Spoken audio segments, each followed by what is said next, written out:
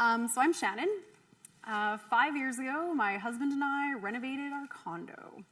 So we had been living in an apartment, and we really didn't have very many tools. We had the basics, hammers, screwdrivers, a drill, but we certainly didn't have a tile cutter. We did what many people do. We borrowed what we could from family and friends. We rented tools when they didn't have what we needed. Our experience with renting, though, was that it was very expensive and time-consuming. We'd get up on Saturday morning, we'd drive to the rental store, we'd pick out what we needed, we would go home, we'd do our work, we'd drive back to the rental store before they closed, and we'd pay per hour for how much time we'd had that tool. Sometimes it was more affordable to buy a new tool, so we did that too. And by the time we were done, we had a whole bunch of tools that we knew we would never use again, or not very often. So not long after this experience, we learned that in many cities around the world, there are tool libraries. Tool libraries are just like a book library, but for tools. They're run by community organizations. They offer tools at low or no cost through a membership fee model, usually. And they promote the use of tools amongst community members without you having to go and buy your own. So I had certainly never heard of this, but it made so much sense. If there had been a tool library in Edmonton when we were doing our condo renovation, we could have just gone to the tool library, taken out what we needed for a cheap membership fee, and returned it when we were done. And we wouldn't have had so many sad tools sitting forlornly on our storage room shelf at the end of it.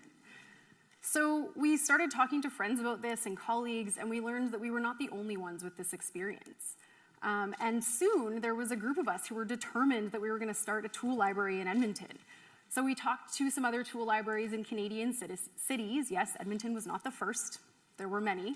And learned from their experiences. And we launched a nonprofit organization.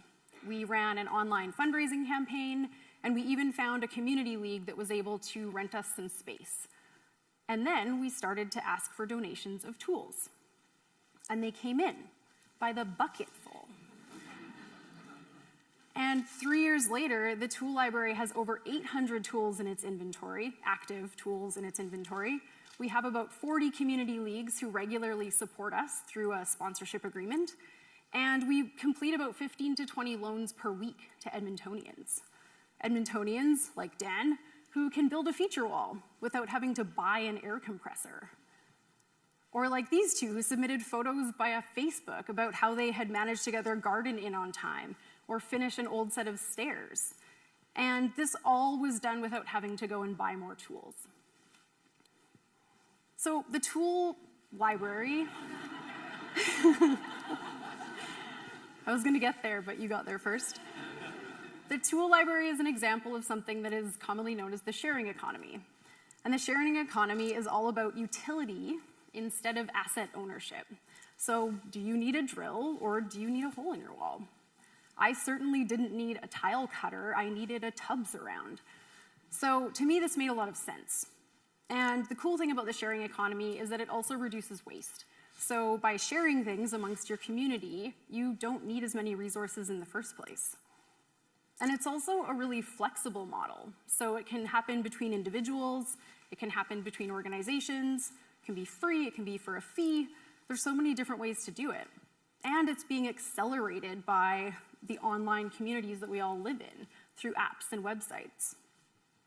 So another example, it's not just tools, is transportation. So some of you may recognize this. We have a homegrown example right here in Edmonton of something called a car share. So this answers the question of, do you really need to get a car, or do you need to go from point A to point B efficiently and cost effectively? So this example is homegrown. You look for a car on an app, you walk, or maybe bike, or maybe scooter to go get your car, you drive it, you use it, you drop it off. You pay per use, and the company covers the cost then of insurance and maintenance and parking. Yes, parking. As well as your, what was I going to say? Gas, thank you, yes, gas. I've heard it so many times tonight that I just didn't want to say it again, I guess. So cars are just one example. There are bike shares, there are co-working spaces, there are private accommodation services online that you can access. So the sharing economy is growing. We have scooters in Edmonton now. Kind of cool. They're maybe a little annoying, but kind of cool. So it's growing. So a 2017 study from Statistics Canada found that about 9.5% of Canadians were already participating in the sharing economy. That's 2.7 million people, accessing things like peer-to-peer rideshare services and private rental accommodations. Another study out of the United States predicted that the global revenues in the sharing economy would grow about 22 times in 10 years, from about 15 billion in 2014 to about 335 billion, this time I actually mean billion, by 2025. In Edmonton, I have people that I know talking about starting a kitchen appliance library and a toy share for families. There are people hosting repair-a-thons and clothing swaps and skill shares. So things like those all reduce waste. They encourage sharing amongst community members. Things like the tool library and car share help give access to really expensive assets to people who might not otherwise be able to afford that. And they build community. We've seen so many examples of that tonight. Picture the community garden that borrowed our tools to actually build their planter beds. That brings people together, which is so important. So if you've already participated in some sort of reuse model, you are part of the sharing economy. And I would encourage you, if you haven't, to take a look around your community and see if there's a service or maybe a tool that inspires you. It's an easy way to make a simple change and reduce your impact at the same time. So that's it. It's easy. So thank you.